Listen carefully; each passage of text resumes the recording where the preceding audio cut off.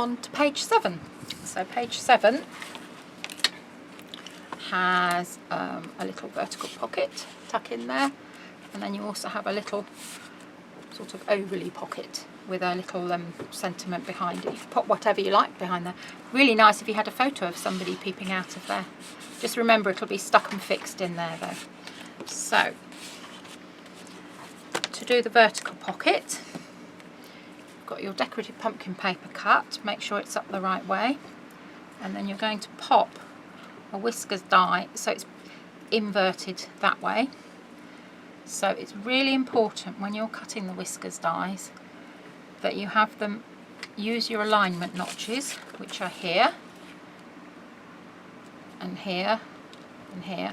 They actually show where the cutting lines begin, but it makes sure that because if you cut it like that, then it's not going to be straight. Can you see it's at a wonk? So you've got the lines on your cutting mat, line them up, line the little notches up with the lines on there. So we're going to pop that one there, and that one there. Okay, so I've run them through, and you can see I didn't cut right to the end, so all I'm going to do is just go straight across there, turn it round. You could use a larger whisker if you wanted to, straight across that, and you can keep that bit because you can use that for something else. So here, peel that bit of tape off,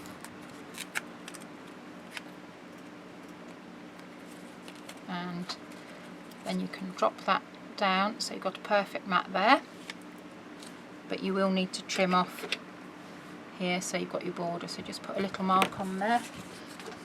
And it's always better when you're cutting decorative edges to allow for a little bit more, have it the same size as the black card you're cutting, so you've got a bit to play with afterwards. Okay, so that will fit on there like that, so we'll do that now.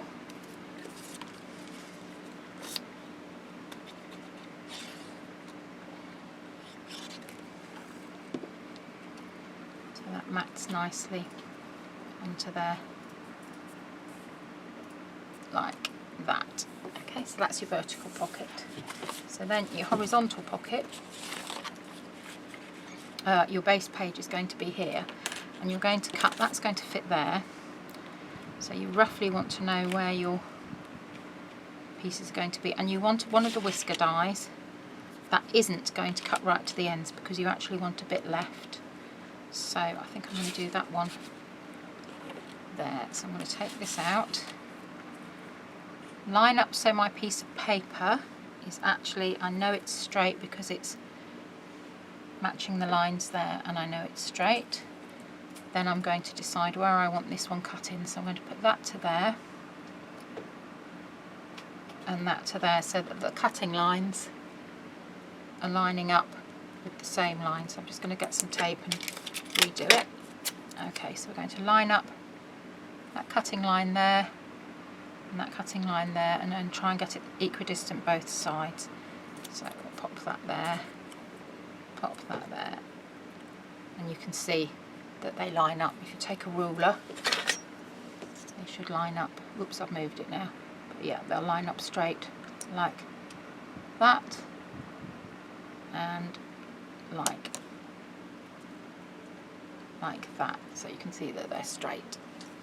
I'm just going to run that through the die cutting machine. Okay, so that's cut through this way. So I'm going to take this one off, and I'm going to do exactly the same process. I'm going to turn it around, and I'm going to line up the cutting lines. Pop it on there again. You can see where the cutting lines match on there and there.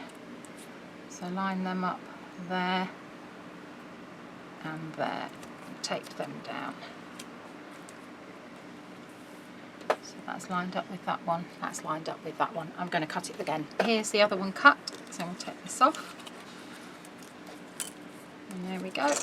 So the idea is that that one will fit on there. And then from a piece of scrap, or it might not be this pattern you want to use, it might be a different one, pick something that you want to show through the image. So it might be Trick or Treat, Hocus Pocus. That's quite a nice little one there.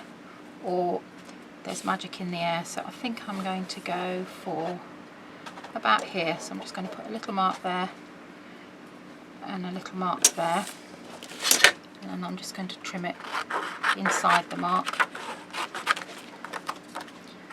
Trim that bit and trim that bit, and then I'm going to see, yeah, that fits through nicely. But what I want to do now is trim a bit more off, so I'll put a mark there. Okay, so that will fit under there like that, but you don't want to stick that onto the back there. So what you need to do now is take your trusty black pen and very carefully go around the inner edges of this.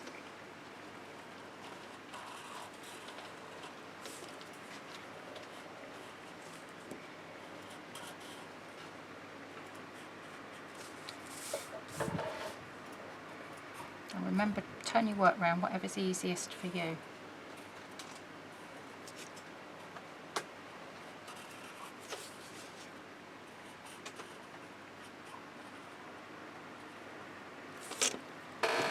So you can see there, we've got a nice little black border. Okay, so then you're going to plan where this is going to be, and if you've got a wiggly glue like a collal or something, that'll be fine to use, but you should be fine with your book binding glue as well. So we'll pop a little bit on there.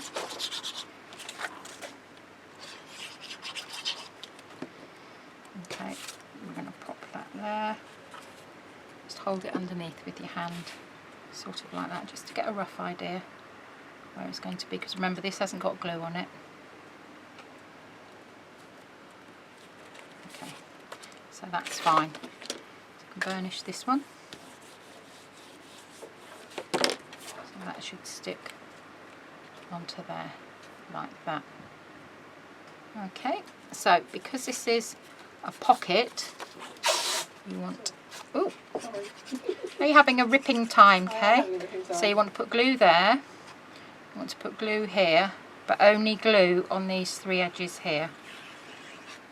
Okay, and then you're going to stick that onto there like that. Just get it nicely lined up. Okay, so that will be your little tuck-in pocket there. Burnish it down well, especially down the sides here. Burnish it well there. You might want to put a little bit of double-sided tape, it's up to you. And then this is going to be a pocket here, so just a light stretch.